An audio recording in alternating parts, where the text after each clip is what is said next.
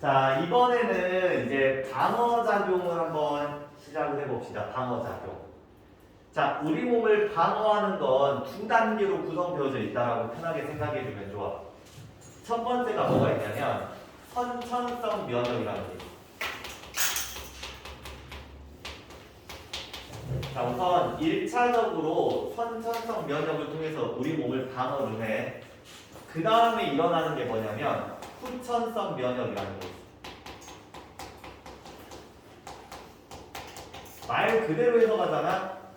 선천성 면역은 태어날 때부터 가지고 있는 면역 체계를 말하는 거고, 후천성 면역은 살아가면서 얻는 면역 체계라고 생각해 주시면 돼. 자, 그러면 지금 이 페이지에서는 선천성 면역과 후천성 면역을 간단하게 소개하는 정도라고 생각하시면 되고, 다음 페이지에서 조금 더 정확하게 이야기를 좀 한번 해볼게.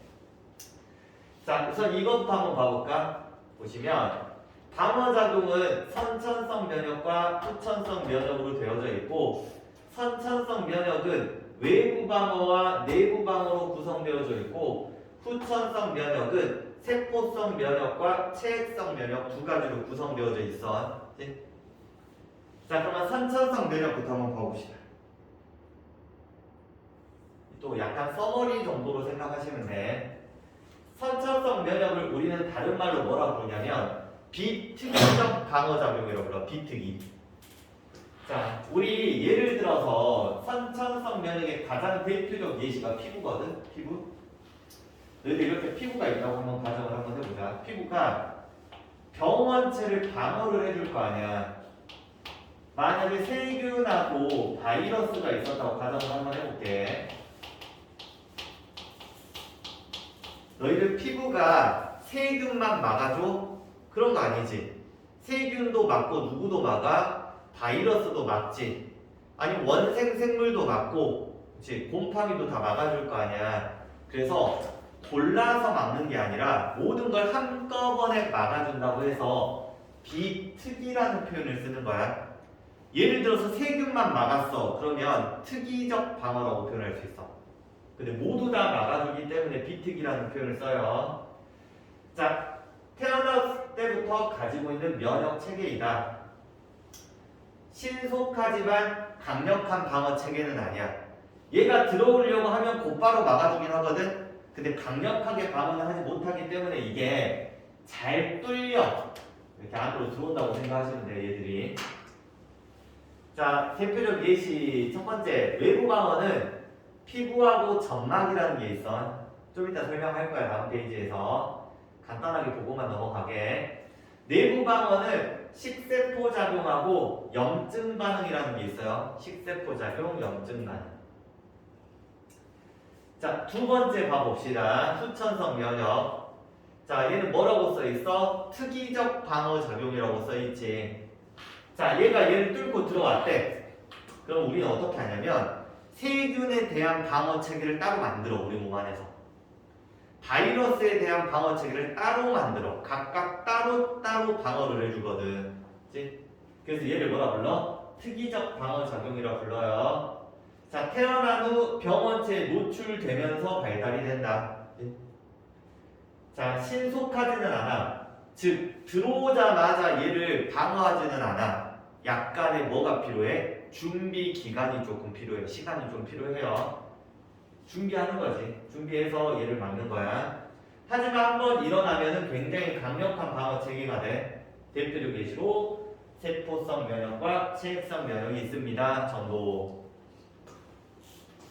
자, 그럼 이제 그 다음 페이지에서 우리가 이제 선천성 면역을 조금 자세하게 살펴봅시다. 여기 막 그림도 있어. 피부하고 내적에 선모도 있고 뭐 점액도 있고 이렇게 있는데, 자, 하나씩 내가 그리면서 설명을 좀 해드릴게. 자, 외부 방어는 피부하고 점막 두 가지로 구성되어져 있는데, 자, 피부 한번 봐봅시다. 피부. 자, 너희들 여기 피부를 보시면 각질층이라는 게 있다. 각질층. 늘 이 각질이라는 게 뭘로 되어져 있냐면 죽은 세포로 되어져 있어. 죽은 세포. 이렇게. 그래서 이 각질층이 병원체의 침입을 어때? 막아준다라고 생각하시면 돼. 우리 흔히들 때 밀면 뭐가 나와? 각질이 나오지 벗겨도 나와요. 그래서 어떤 사람들은 이렇게 표현을 해. 때를 밀지 말라. 왜? 때를 밀면 각질이 벗겨지니까 우리 방어 체계가 조금 어때? 무너질 수 있잖아. 그래서 결국은 때를 밀어도 다시 뭐가 생길 수밖에 없어? 때가 생길 수밖에 없어요. 왜? 각질을 계속 만들어가지고 우리 몸을 보호해야 되거든. 그래서 굳이 밀지 말라라고 표현하는 사람들도 있는데, 그래도 너무 조금 묵혀놓으면 더러우니까 한 번씩 벗겨줄 필요는 있어, 가끔. 자, 피부의 각질층은 병원체 침입을 막을 수 있다. 자, 그럼 두 번째 보시면 땀이나 침 등에는 라이소자임이라는 게 들어있거든. 즉 예를 들어서 피부 한번 보시면 여기에 땀이 있어. 땀이 나오지. 땀. 너희들 땀은 약한 산성으로 돼 있거든. 약산성. 자, 이 산성이라는 환경이 세균의 증식을 억제해 줄 수 있어.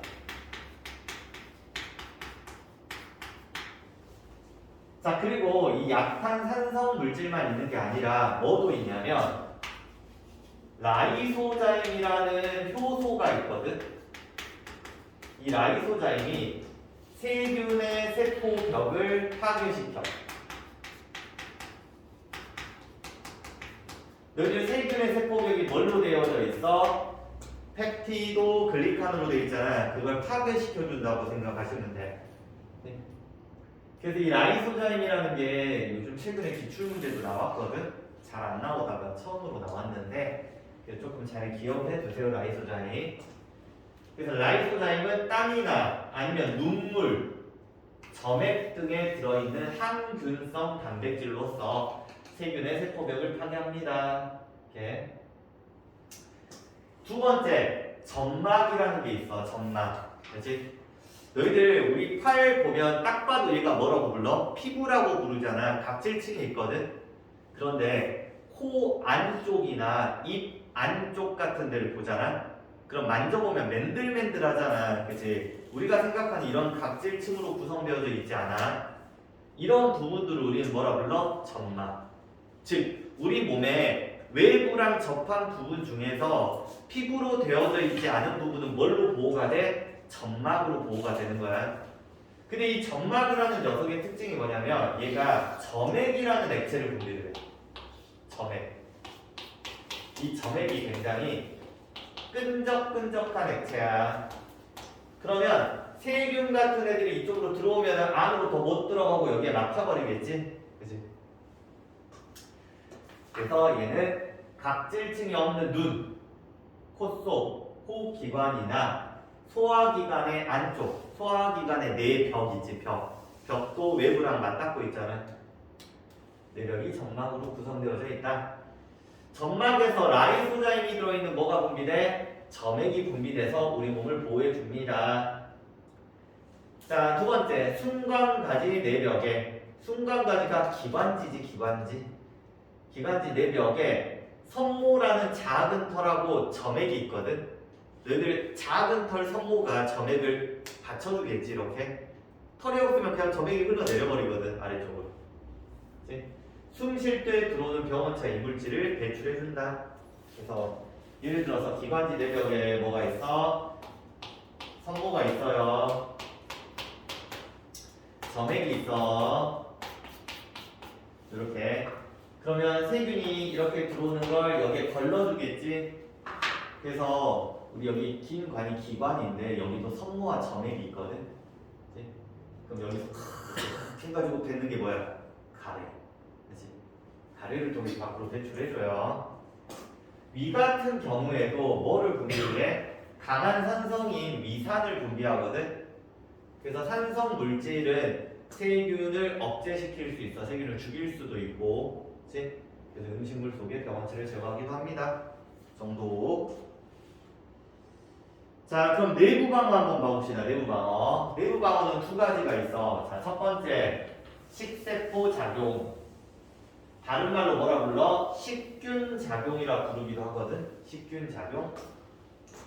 자, 그림으로 간단하게 이야기를 좀 해보자면 여기에 세균이 침투를 했다고 가정을 하면 백혈구가 이렇게 있어서 백혈구가 얘를 어떻게 하는 거야?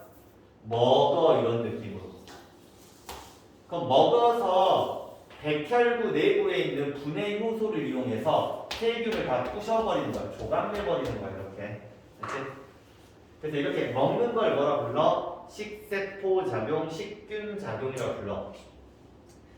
근데 우리 몸에는 다양한 종류의 백혈구가 있거든. 자, 요 밑에 보시면 내가 써놓은 게 백혈구가 비만세포라는 백혈구가 있어. 앞으로 계속 듣게 될 거야. 비만세포. 내가 여기 T세포, B세포라고 써놨는데 이거 이렇게 써도 사실 상관은 없는데 조금 교정을 해서 림프구라고 많이 표현을 해요. 림프구.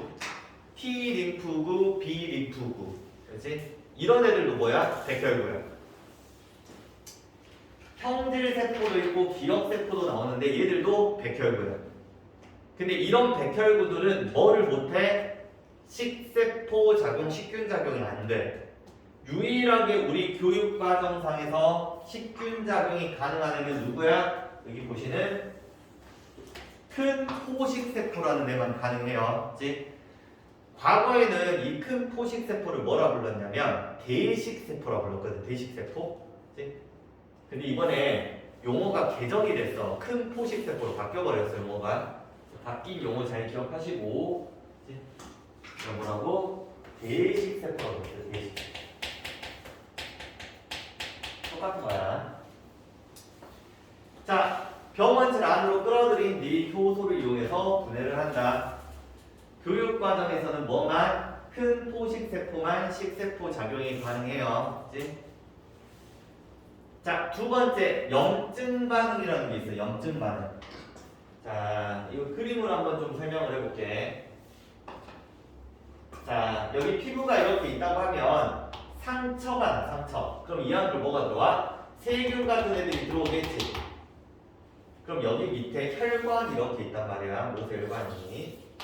자, 그러면 이 주변에 뭐가 있냐면 경비병이 있어. 경비병. 그 경비병의 이름을 우리는 지금부터 비만세포라고 해줄 거야. 비만세포.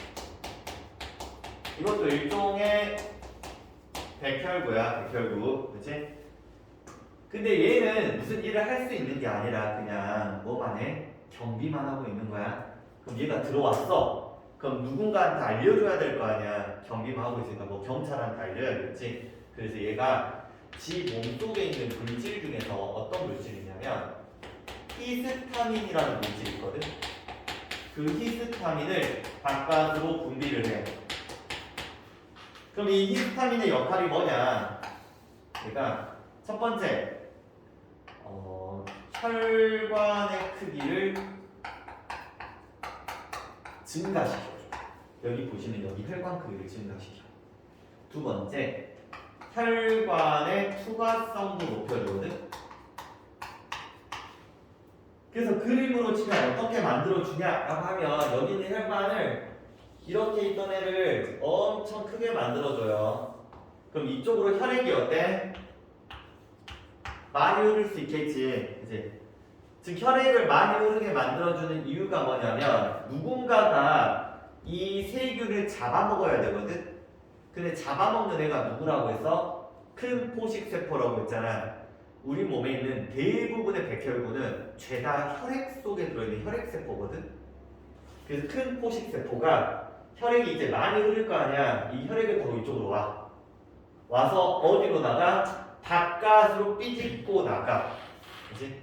그럼 삐집고 나가려면 뭐도 증가를 해야 돼?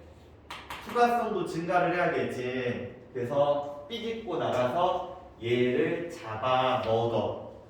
그럼 먹고 나서 얘가 어떻게 하냐면 다 같이 죽어. 그치? 근데 생각을 한번 해봐. 백혈구가 큰 포식성 얘를 삐집고 나가는 거거든. 나가는 과정에 액체도 나와 안 나와? 당연히 나오겠지. 혈장도 같이 나와요. 그러다 보니까 이 부분이 붉게 튀어올라 이렇게. 그치? 그래서 여기를 통 치면 뭐가 나와? 고름이 나와. 고름. 그 고름이라는 게 백혈구랑 세포랑 혈장이 뭉쳐있는 거라고 생각하시면 돼. 그치? 이런 걸 뭐라 불러? 염증 반응이라고 불러요. 염증 반응. 피부가 붉게 물들어오르는 현상이야. 자, 과정 한번 봐볼게. 상처가 났어. 병원체가 침입을 해요. 비만 세포가 뭐를 분비를 해? 히스타민을 분비를 해요. 그럼 어떤 일이 벌어져? 모세혈관이 확장이 돼요. 투과성도 증가를 해요. 그래서 백혈구와 혈장이 상처 부위로 이동을 한다. 백혈구가 뭐? 식세포 작용을 통해서 병원체를 제거합니다. 이런 게 염증 반응이다라고 생각하시면 돼. 그래서 지금 선천성 면역이 끝났거든.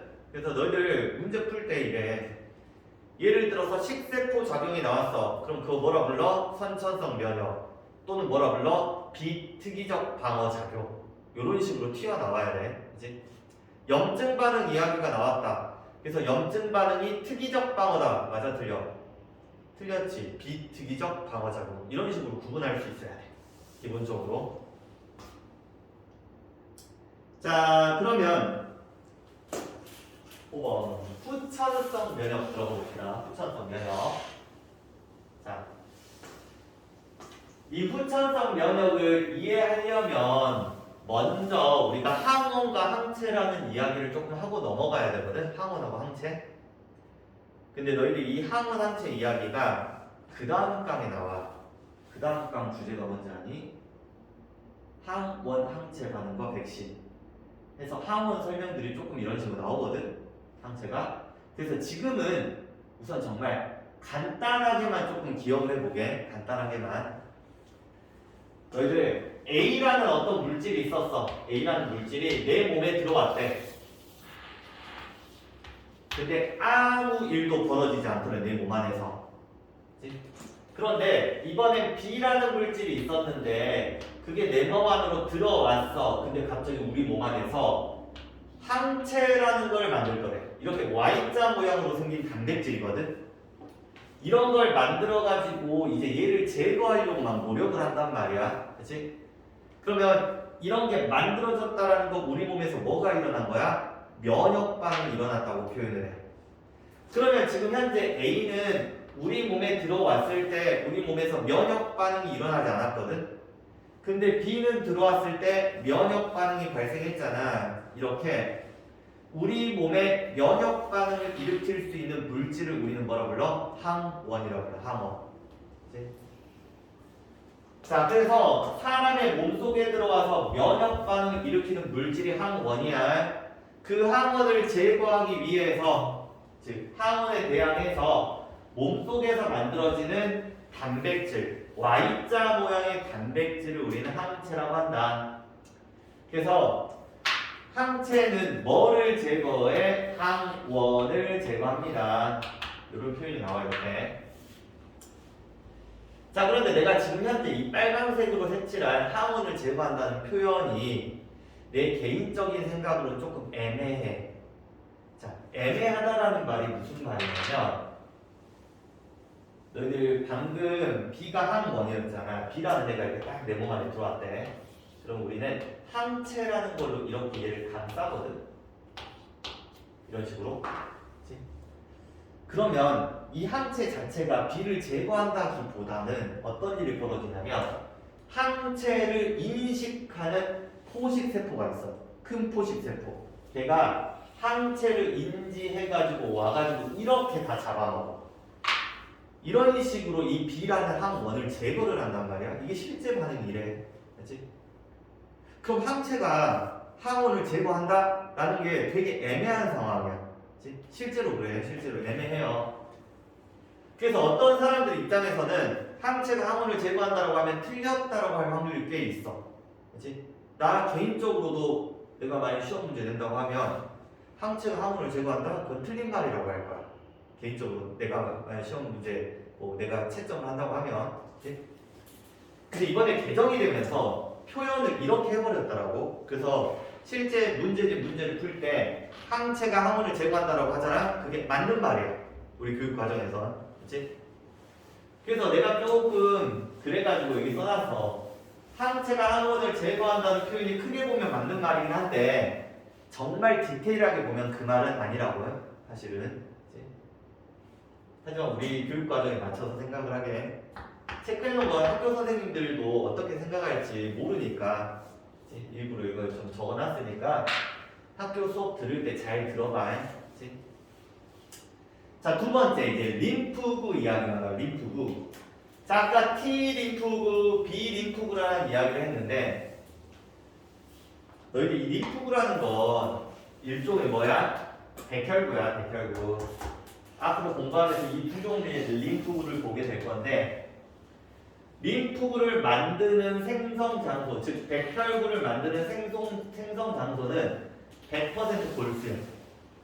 근데 골수라는 게 여기 뼈가 이렇게 있으면 뼈 안에 있는 조직이야, 조직. 여기서 뭘 만들어? 백혈구를 만든다. 모든 백혈구 생성 장소는 골수야. 자, 그런데 이렇게 말하면 그렇지만 사람도 그렇지, 사람도. 태어났다고 해서 사람이라고 부르기 좀 그렇잖아. 얘들이 교육을 받으면서 이제 정상적인 사람이 돼가야지. 즉 뭐가 필요해? 성숙이라는 거지. 성숙. 그치? 자, 성숙 장소가 골수하고 가슴샘이 있거든. 자, 골수에서 성숙하면 누구야? 비림프구고 가슴샘이라고 부르는 곳이 있어. 흉선이라고 부르기도 하거든. 여기서 성숙하면 뭐야? T림프구. 근데 너희들 골수가 영어로 뭐야? 본 메로야. 가슴샘, 사이머스 글랜드거든. 그래서 앞글자 따서 뭐라 불러? B림프구, T림프구라고 부르는 거야. 그치?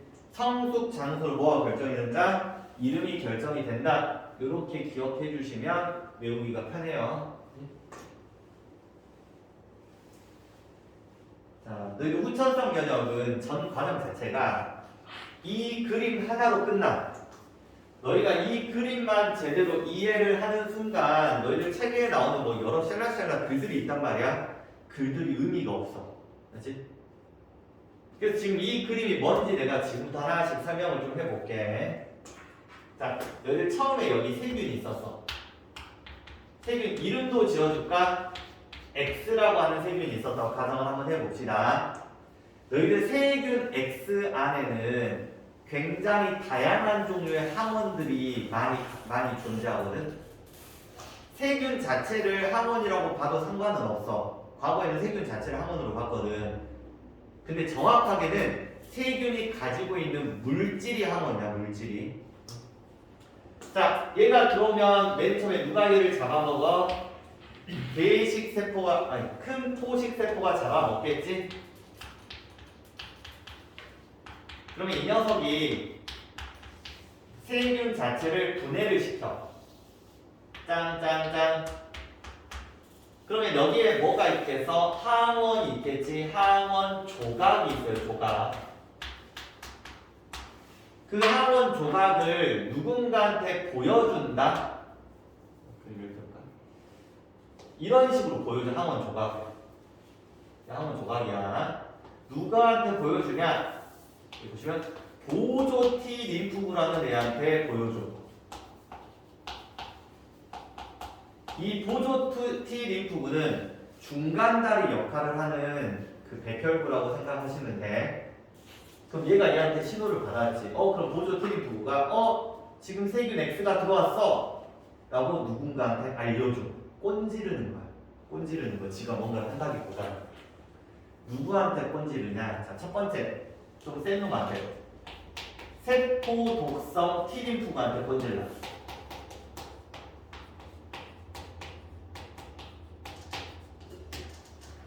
너희들 보조 T림프구가 세포 독성 T림프구로 변신하는 게 아니야.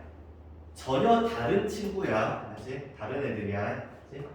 그럼 얘가 이제 어떻게 하냐면 활성화 돼가지고 세균 X에 이미 감염된 세포가 있을 거 아니야. 세포를 직접 죽여. 그래서 내가 만약에 세포 독성 T 림프구야. 그럼 여기 X에 이미 감염된 세포가 있을 거 아니야. 거기다 가가지고 물질을 뿌려. 물질을 뿌리면 그 감염된 세포에 구멍이 생기거든. 구멍이 생겨서 팡 터져가지고 물질 밖으로 다 나와. 직접 죽여요. 우스갯소리 이게 약간 뭐처럼 생겨? 나처럼 생겼지? 낫으로 찍어버린다고 생각하면 돼. 그럼 구멍이 생기거든. 직접 죽인다. 자, 이걸 우리는 뭐라 불러? 세포성 면역이라고.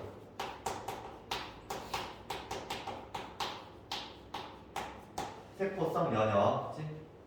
자, 그럼 두 번째, 네가 이번에는 비림프구라는 애한테 꼰질러.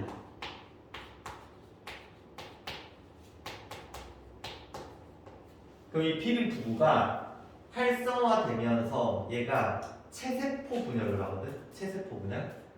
자기의 숫자를 어때? 엄청나게 많이 늘린 다음에 그 중에 일부가 뭐로 변하냐면 형질세포라는 걸로 분화가 돼. 분화라는 건 특정 기능을 획득하는 걸 분화라고 불러. 그럼 이 형질세포가 뭐를 분비하냐? 얘가 항체를 분비를 해요.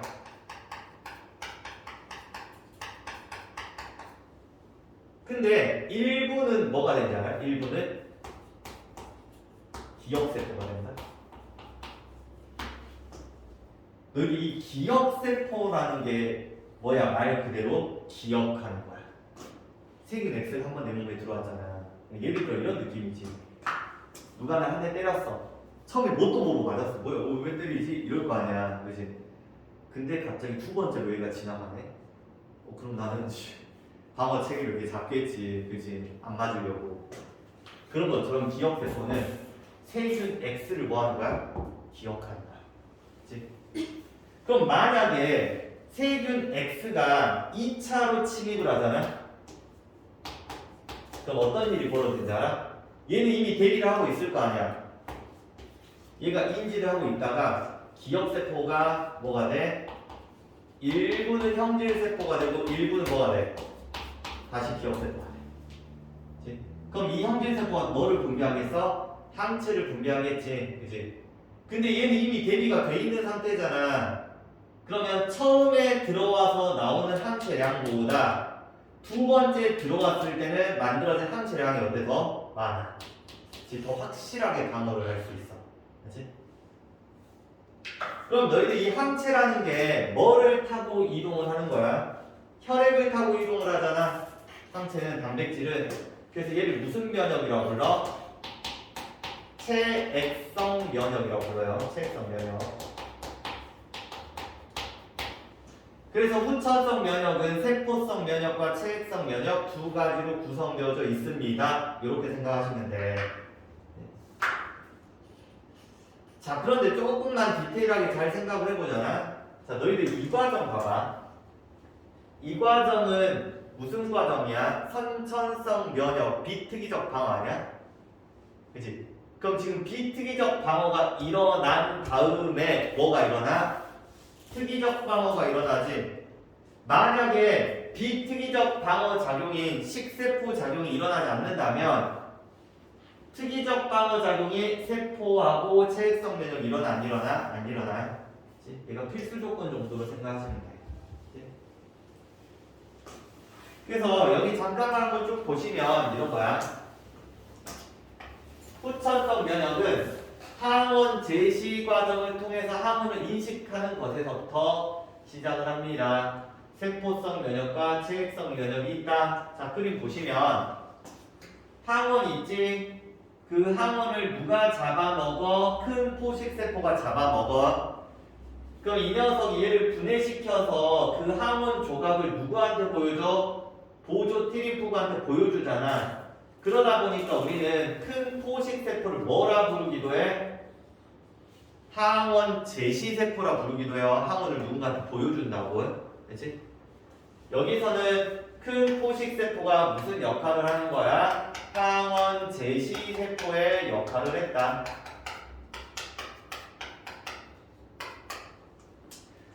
그러면 이 보조 트림프구가 증식을 해요. 활성화돼가지고 알려줘. 누구한테? 세포독성 트림프구한테 소식을 알려. 그럼 얘가 증식해서 활성화돼가지고 뭐야? 감염된 세포를 얘가 직접적으로 죽여버리는 거야. 제거를 하고. 두 번째, 보조 트림프구한테 꼰질러. 그럼 얘가 증식후 분화해서 항체를 분비하는 형질 세포가 뭘로? 기억세포로 분화가 되는 거야.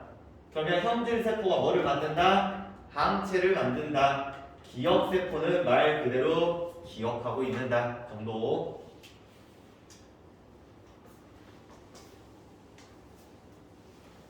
자, 오이 괜히 지워버렸네. 그 다음 페이지 한번 봐보자. 얘들 마지막으로 이제 에이즈 이야기를 할 거야. 에이즈. 자, 에이즈는 뭐야? 후천성 면역 결핍증이라고 그러거든. 우리 방금 전에 이제 후천성 면역 배웠잖아. 뭐 있어? 첫 번째 세포성 면역, 두 번째 뭐 있어? 체액성 면역. 이 두 가지가 결핍이 되는 게 뭐야? 에이즈라는 질병이야. 자, 그럼 여기 그림 한번 생각을 해봐. 너희들 이거 좀 지워버렸는데.